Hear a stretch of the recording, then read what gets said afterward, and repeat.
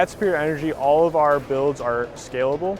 So we do everything from bottle fills all the way up to large size terminals and refinery plants. So basically we have a lot of different sectors at Superior: bottle fills, auto gas, bulk plants, vapor systems, and then of course the terminal, whether it be rail or pipeline. When a customer comes to us, we're going to handle everything from design, permitting, fire safety analysis, the actual build, hiring contractors, and then of course commissioning at the very end of the process. So this is a model of a terminal we built in Colorado in 2022. At the heart of the model is the storage tanks. When we're building a terminal, we can kind of do everything from 12,000 gallon tanks, which are less common in a terminal, all the way up to 120,000 gallon tanks. From the tank, we are going to our can pumps. This is what gets the product from the storage to the truck loading rack. Can pumps, we typically try to get about 500 to 750 gallons a minute out of the can pumps.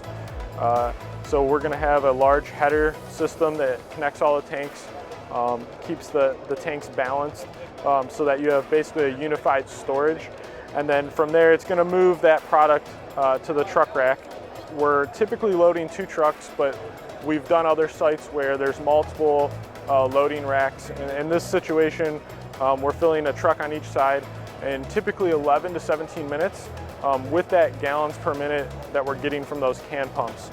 At the loading rack, that is where the truck drivers are going to enter in their load information, and it's going to basically go to that terminal management, whether the customer has their own or we supply one ourselves. That's going to relay into the building, printing BOLs and that kind of information for the truck drivers. That gallon a minute is kind of where we like to separate ourselves. A lot of times facilities will fill much slower, and we like to get the truck drivers back out on the road as quick as possible. That way it reduces the line at the terminal and just keeps the entire process more efficient.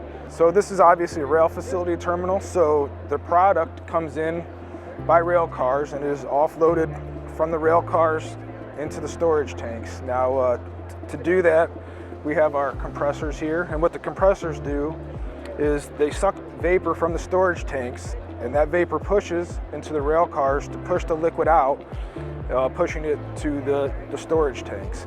Now typically for our customers, when we're designing a rail facility and a storage facility, the customer wants to know how many gallons they're trying to get out of their facility per day. If they're trying to get 10 trucks or 12 trucks, we need to make sure that we can supply them with enough propane. So basically, the storage tanks act as a buffer.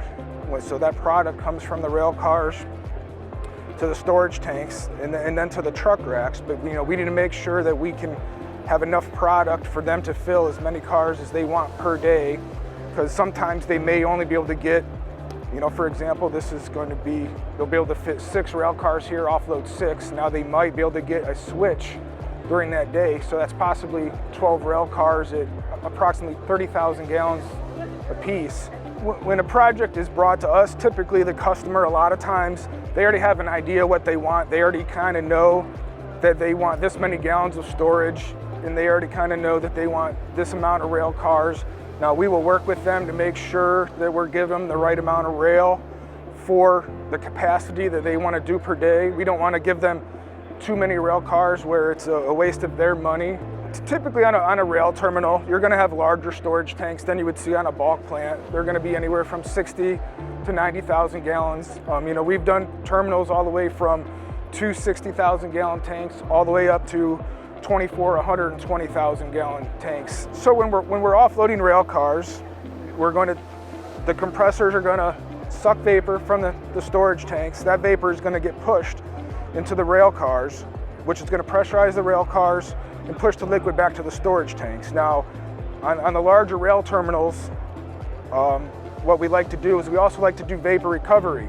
So after the liquid is drained out of the storage tanks, we have switching valves, sometimes at the compressor, sometimes at the tanks, but we can switch to vapor recovery. And what we do, we can suck the vapor out of the storage tanks. And what we do, we have a separate connection on the tank that is pushed into the vapor space of the tank to bubble the propane vapor into the liquid to help keep from over-pressurizing the storage tanks. So at Superior Energy Systems, we don't just build rail terminals. A lot of times, sometimes it is a pipeline terminal, so it won't be rail. And so instead of the product coming in by rail, it is coming in on pipeline. And for a system like that, it'll go through a dryer system and then to the storage tanks, and then from there, storage tanks to the transports. So one of our priorities at Superior Energy System is safety of the system. At a terminal, we typically have a higher requirement for safety due to the size of the storage and the possibility of leaks. At Superior, we work closely with NFPA, and that allows us to kind of be in tune with the most recent code changes, making sure that we're not only following code, but basically trying to do one better and make sure that our system's as safe as possible.